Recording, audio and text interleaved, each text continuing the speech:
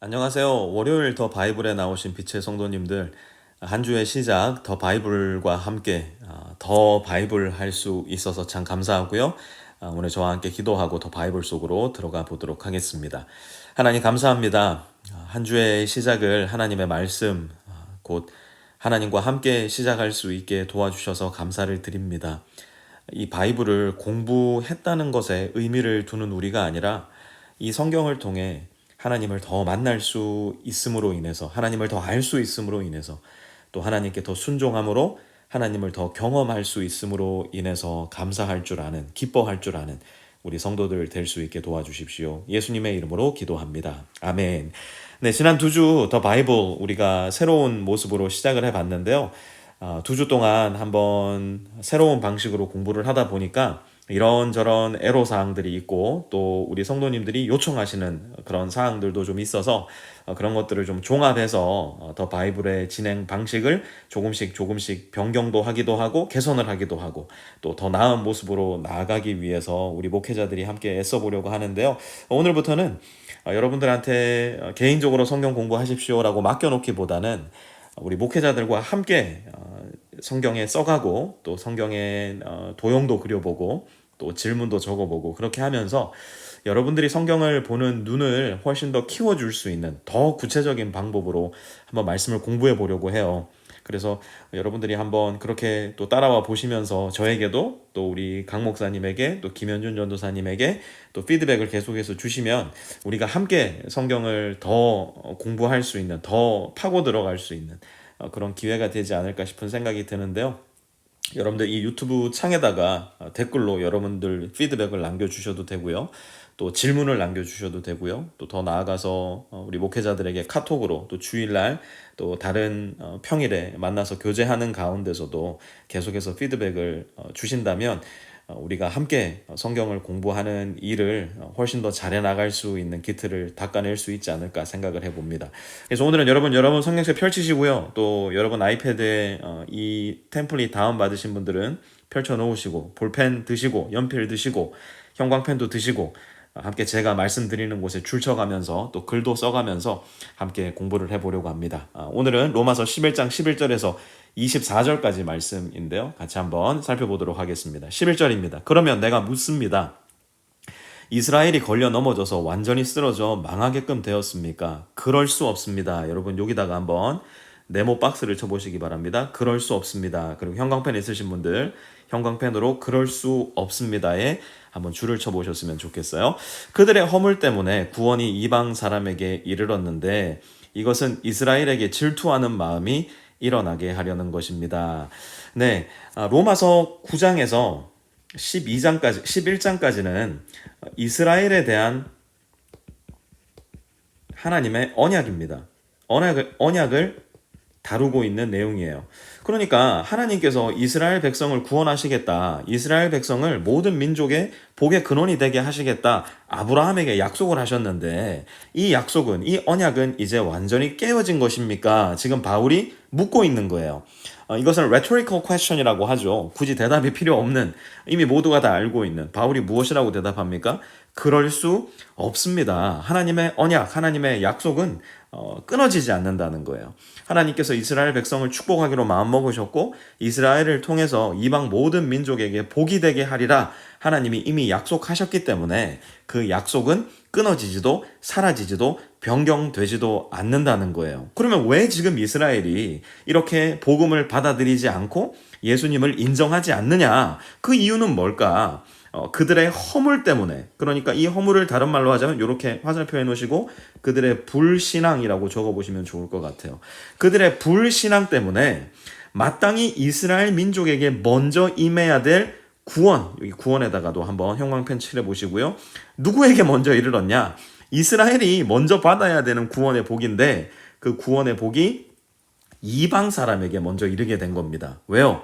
그들의 허물 때문에, 그들의 불신앙 때문에. 그러니까 이스라엘 사람들이 구원받는 이방 사람들을 보면서 질투하는 마음이 생기는 것이죠. 아니, 하나님의 복은 우리가 먼저 누려야 되는데 이방 사람들이 하나님의 복, 곧 구원을 먼저 누리게 되다니 질투하는 마음이 일어나게 하려는 것이라는 겁니다. 12절도 보시면요. 이스라엘의 허물에다가 한번 네모박스 쳐보시고요. 세상의 부요함이 되고 또 세상의 부요함에다가도 이렇게 한번 네모박스 쳐보세요. 그리고 화살표로 이스라엘의 허물과 세상의 부요함을 연결시켜 보시고요. 또 이스라엘의 실패에다가도 네모박스 쳐보시고 이방 사람의 부요함에다가도 네모박스를 쳐보세요. 그리고 이렇게 화살표로 연결을 시켜주시면 되겠습니다. 이스라엘의 실패가 이방 사람의 부요함이 되었다면 이스라엘 전체가 바로 설 때는 그 복이 얼마나 더 엄청나겠습니까? 그 복에다가도 네모를 쳐보시고요. 그 복에다가는 형광펜으로 한번 그 복에다가 여러분들 하이라이트를 해보시기 바랍니다. 그러니까 이스라엘의 허물, 그게 뭐라고요? 이스라엘의 불신앙이라고 했어요. 누구를 향한? In Christ, 예수님을 향한 이스라엘의 불신앙이 오히려 세상의 부요함이 된 거예요. 그러니까 이스라엘이 믿지 않음으로 인해서 구원이 이방 사람에게 이른 것이죠. 세상의 부요함이 돼버린 거예요. 이스라엘의 실패, 뭐에 대한 실패? 예수 그리스도를 믿는 일에 실패한 것이 이방 사람의 부요함이 되었다면 이스라엘 사람들이 불신앙이 아니라 이 불신앙에서 불자를 지워보자고요. 신앙이 된다면 누구 안에? In Christ 안에 신앙으로 결속이 될 수 있다면 그 복이 얼마나 더 엄청나겠냐는 겁니다. 왜요? 하나님은 애초에 이스라엘 백성들에게 복을 주시리라 약속을 하셨으니까요. 이스라엘 사람들이 이방의 복이 되라 약속을 하셨으니까요. 그걸 생각해 보세요. 이스라엘 민족이 있어요. 이 이스라엘 민족으로 인해서 모든 이방 민족이 복을 받아야 돼요. 그죠? 여기를 봐도 복이고 저기를 봐도 복이고 여기를 봐도 복이고 여기를 봐도 복이에요. 그런데 지금 이스라엘 민족들이 하나님께 순종하고 있나요? 불순종하고 있나요? 보니까 불순종하고 있다는 거예요. 이스라엘에 허물이 있다는 거예요. 이스라엘이 실패했다는 거예요. 그럼에도 불구하고 하나님은 이방 민족들이 복을 받게 하셨다 안 하셨다? 하셨다는 겁니다. 그러면 이걸 뒤집어서 만약 이스라엘 민족이 하나님을 믿는 순종함 안에 있다면 In Christ 안에 있다면 이 복이 얼마나 더 엄청나겠습니까? 바울은 지금 매우 논리적인 논증을 펼쳐나가고 있는 겁니다. 13절 봅니다. 이제 나는 이방 사람인 여러분에게 말합니다. 내가 이방 사람에게 보내심을 받은 사도이니만큼 나는 내 직분을 영광스럽게 생각합니다. 14절 나는 아무쪼록 내 동족에게 질투심을 일으켜서 그 가운데서 몇 사람만이라도 구원하고 싶습니다. 15절 하나님께서 그들을 버리심이 세상과의 화해를 이루는 것이라면 그들을 받아들이심은 죽은 사람들 가운데서 살아나는 삶을 주심이 아니고 무엇이겠습니까? 이제 바울은 이방 사람인 로마 성도들에게 이야기하는 겁니다. 로마 사람들이요, 로마 성도들이요, 내가 이방 사람에게 보내심을 받은 사도이니만큼 나는 내 직분을 영광스럽게 생각합니다. 왜요? 사도 바울이 전한 복음의 능력으로 인해서 누가 구원받은 거예요? 로마의 성도들, 그리고 로마 주변에 있는 여러 나라의 성도들이 복음 안으로 돌아와 예수님을 믿고 영생의 복을 누리게 된 거예요. 이런 모습을 보면서 내 동족에게 질투심을 일으키고 싶다. 왜? 여기도 같이 얘기하는 만큼 이스라엘에게 질투하는 마음이 일어나게 해서 결국 무엇을 하게 하려고요? 이스라엘 민족도 구원을 받게 하려고 지금 바울은 이야기를 하고 있는 거예요. 바울이 가장 사랑했던 사람이 누굴까요? 차별함이 없지만 하지만 그 역시도 이스라엘 출신 사람이고 이스라엘 베냐민 지파의 사람이기 때문에 당연히 이스라엘 동족을 향한 그 사랑의 마음, 이 동족들이 주 예수 그리스도의 복음을 받아 들고 구원받기를 바라는 마음이 대단히 컸을 거예요. 우리나라도 마찬가지잖아요. 여러분, 우리가 미국 땅에 살지만 여러 나라 사람들과 함께 어깨를 부비면서 살지만 그 가운데서도 가장 우리의 마음이 자연적으로 쏠리는 민족은 어떤 민족입니까? 당연히 한국의 민족이겠죠. 북한의 동포를 봐도 마찬가지잖아요. 우리가 아무리 미국 사람, 멕시코 사람, 스페인 사람, 유럽 사람, 다른 아시아 사람 아무리 가깝게 지낸다고 하더라도 한국 사람, 또 더 나아가서 북한 동포를 향한 마음이 우리 마음속에 늘 머물러 있는 곳은 어쩔 수 없는 자연적인 마음인 것 같아요. 바울에게도 그런 마음이 있었던 겁니다. 16절 만물로 바치는 빵 반죽 덩이가 거룩하면 남은 온 덩이도 그러하고 뿌리가 거룩하면 가지도 그러합니다. 만물로 바치는 빵 반죽덩이, 제사에 쓰는 빵 반죽덩이가 있었어요. 그런데 가장 먼저 바치는 그 빵을 거룩하게 하여서, 정결하게 하여서 하나님께 바치면 그 남은 모든 덩이도 거룩한 것으로 여김을 받았던 것이 유대 백성들이 드렸던 제사의 특징이었어요. 마찬가지로 뿌리가 거룩하면 가지도 그러합니다. 다른 말로 하면 무슨 말이에요? 이 나무 뿌리가 있는데 이 나무가 사과나무예요. 그러면 이 뿌리 때문에 이 나무가 가지고 있는 본질적인 특징 때문에 어떤 열매가 나타나겠어요? 당연히 사과나무가 열리겠죠. 뿌리가 배뿌리면요, 당연히 배 열매가 열리게 될 거예요. 그런데 지금 바울은 사과와 배나무 얘기를 하는 게 아니라 이스라엘 사람들에게 가장 익숙했던 나무 이야기를 합니다. 17절, 그런데 참 올리브 나무 가지들 가운데서 얼마를 잘라내시고서 그 자리에다 돌 올리브 나무인 그대를 접붙여 주셨기 때문에 그대가 참 올리브 나무의 뿌리에서 올라오는 양분을 함께 받게 된 것이면 그대는 본래의 가지들을 향하여 우쭐대지 말아야 합니다. 비록 그대가 우쭐댈지라도 그대가 뿌리를 지탱하는 것이 아니라 뿌리가 그대를 지탱한다는 것을 명심해야 합니다. 네, 여기다가 돌 올리브 나무에다가 한번 네모를 박스 쳐보시고요. 또 그 위에 참 올리브 나무에다가 한번 네모 박스 쳐보시기 바랍니다. 참 올리브 나무는 우리식대로 말하자면 단감이에요. 돌 올리브 나무는 우리식대로 말하자면 떫은 감입니다. 그러니까 뭐가 좋은 거예요? 참 올리브 나무가 좋은 거겠죠. 참 올리브 나무는 누구를 가리키는 말일까요? 유대인을 가리키는 말입니다. 돌 올리브 나무는 누구를 가리키는 말일까요? 이방인을 가리키는 말이에요. 그러니까 본질적으로 유대인과 이방인은 영적인 시야에 있어 달랐던 겁니다. 왜? 유대인은 하나님의 선택받은 민족이었고 이방인은 유대인을 통해서 하나님께로 돌아와야 되는 민족이었기 때문이에요. 그런데 무슨 일이 일어난 거예요? 유대인이 하나님의 뜻 밖에 있음으로 인해서, 예수 그리스도의 복음에 불순종함으로 인해서 돌 올리브 나무를 하나님께서 참 올리브 나무로 바꿔주신 거예요. 그러니까 지금 완전히 축복의 역전이 일어난 겁니다. 당연히 유대인이 먼저 이방인에게 복이 되었어야 되는데 이제는 어떻게 된 거예요? 이방인이 하나님의 복을 받음으로 인해서 유대인에게 복이 되는 사람들로 바뀌게 된 거예요. 그러다 보니까 우리는 인간이라, 아무리 구원받은 인간이라 하더라도 우리 마음 가운데 교만함이 틈탈 수 있어요. 그래서 이야기하는 겁니다. 18절, 그대는 본래의 가지들을 향하여, 이 본래의 가지들이 누구라고요? 유대인들입니다. 유대인. 우쭐대지 말아야 합니다. 우쭐대지 말아야 합니다에다 네모 쳐보시고요.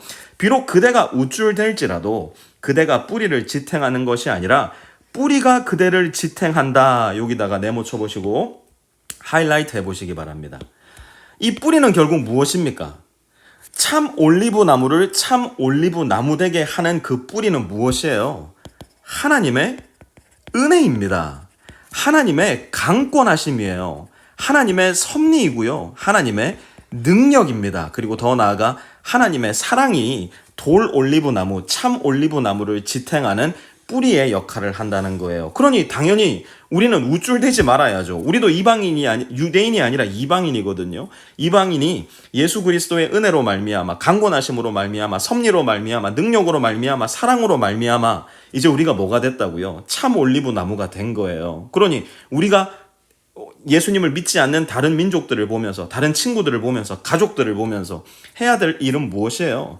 하지 말아야 될 일 한 가지가 있다면 우쭐대지 말아야 한다는 겁니다. 그리고 19절, 그러므로 본래의 가지가 잘려나간 것은 그 자리에 내가 접붙임을 받게 하시라는 것이었다 하고 그대는 말해야 할 것입니다. 이 전체가 바로 우리의 자세가 되어야 합니다. 이건 뭔데요? 겸손입니다. 겸손. 우리가 구원받은 것은 나의 열심이 아니었습니다. 나의 계획이 아니었습니다. 내 뜻이 아니었습니다. 그것은 오직 하나님의 은혜로 말미암은 것이었습니다. 하나님의 섭리로 말미암음이고 하나님의 사랑으로 말미암은 것이었습니다. 구원받은 우리는 그 누구 앞에 서더라도, 하나님 앞에 설 때도, 예수님을 믿지 않는 우리의 이웃들 앞에 설 때에도 우쭐댐이 아니라 겸손함의 자세를 가지고 나아가야 한다는 것이죠. 20절도 옳습니다. 그 가지들이 잘린 것은 믿지 않은 탓이고 그대가 그 자리에 붙어 있는 것은 믿었기 때문입니다. 그러니 교만한 마음을 품지 말고 도리어 두려워하십시오. 여기 나오는 말이죠. 교만한 마음을 품지 말고 도리어 두려워하십시오. 여기에서 두려워하십시오의 이 말은 무슨 말일까요? 우리가 공포영화를 볼 때 무서워서 벌벌 떠는 그런 두려움일까요? 아닙니다. 이것은 경외함이에요. 하나님, 어찌 나 같은 사람이 구원받을 수 있었단 말입니까? 하나님, 어찌 나 같은 사람을 하나님의 사랑 가운데로 불러주셨단 말입니까? 어찌 나 같은 사람에게 하나님의 은혜를 베풀어 주셨단 말입니까? 하나님을 향한 경외하는 마음, 하나님을 진정으로 우러러보는 마음, 그 마음이 예수님을 믿는 우리 모든 신자들에게는 필요하다는 겁니다. 21절도 넘어가서 볼까요? 하나님께서 본래의 가지들을 아끼지 않으셨으니 젖붙은 가지도 아끼지 않으실 것입니다. 그러므로 하나님의 인자하심과 준엄하심을 생각해 보십시오. 하나님은 넘어진 사람들에게는 준엄하십니다. 그러나 그대가 하나님의 인자하심에 머물러 있으면 하나님이 그대에게 인자하게 대하실 것입니다. 그러지 않으면 그대도 잘릴 것입니다. 여러분, 이 말씀은 정말 우리 마음 깊이 간직해야 될 말씀입니다. 하나님께서 본래의 가지들, 이 본래의 가지들은 누구였다고요? 다시 한번 유대인이었습니다.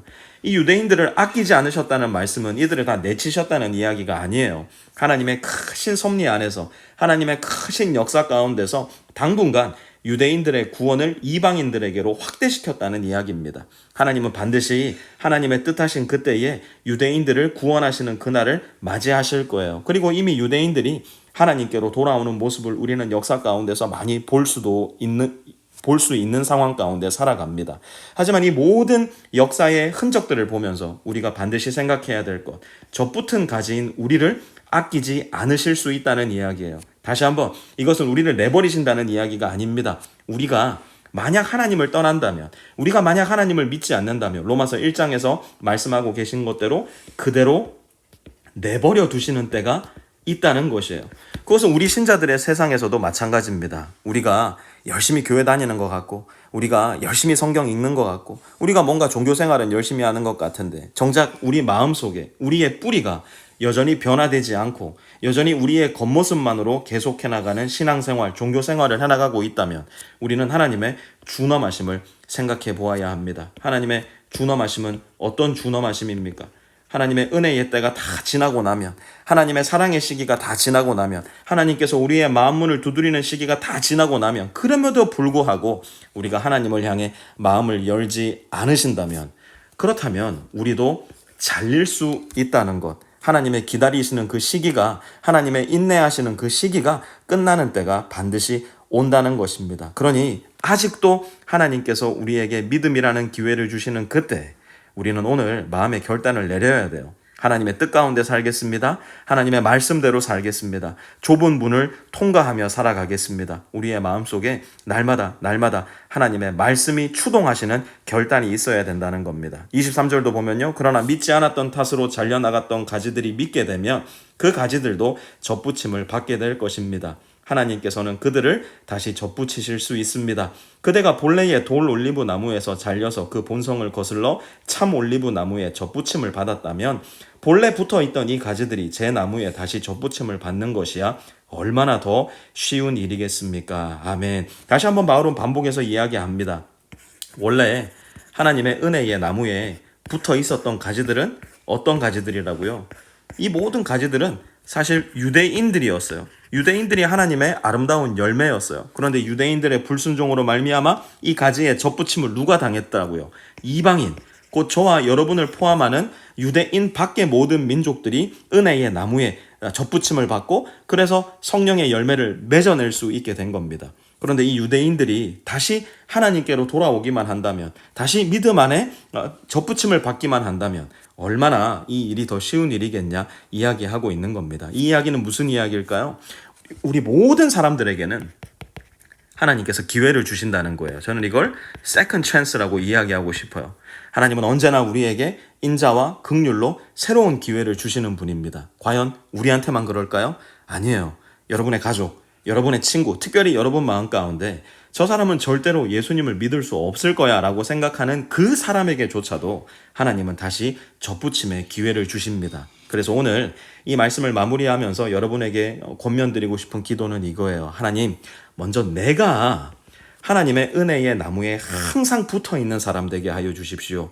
그것은 하나님을 의지한다는 이야기예요. 하나님의 말씀에 내 마음을 젖붙인다는 이야기예요. 내 뜻대로 살지 않고 하나님의 말씀대로 살아간다는 이야기예요. 내가 하나님의 은혜의 나무에 붙어 하나님을 믿고 하나님의 말씀을 의지하며 살아가게 하여 주십시오. 우리 함께 기도했으면 좋겠고요. 두 번째로 기도하실 때는 여러분들의 직장, 여러분들의 친구, 특별히 여러분들의 가족 중에 아직 예수님을 믿지 않는 사람들이 있다면 혹여라도 내 마음속에 저 사람은 이제 안 될 거야, 저 사람은 예수 믿지 못할 거야, 우리 아버지는 절대로 예수 안 믿는 사람이야 라는 마음이 있다면 여러분 회개하셔야 돼요. 하나님이 우리의 아버지를, 나의 친구를, 나의 가족을 반드시 은혜의 나무로 접붙여 주실 수 있는 능력의 하나님이야. 인자하신 하나님이야. 그러니 아버지를, 나의 친구를, 나의 직장 동료를 하나님께 올려드립니다. 하나님 그 사람에게 구원의 은혜를 베풀어 주십시오. 우리 겸손한 마음으로 하나님께 그렇게 기도하시면서 오늘 비탐성이 아니라 더 바이블 마무리하도록 하겠습니다.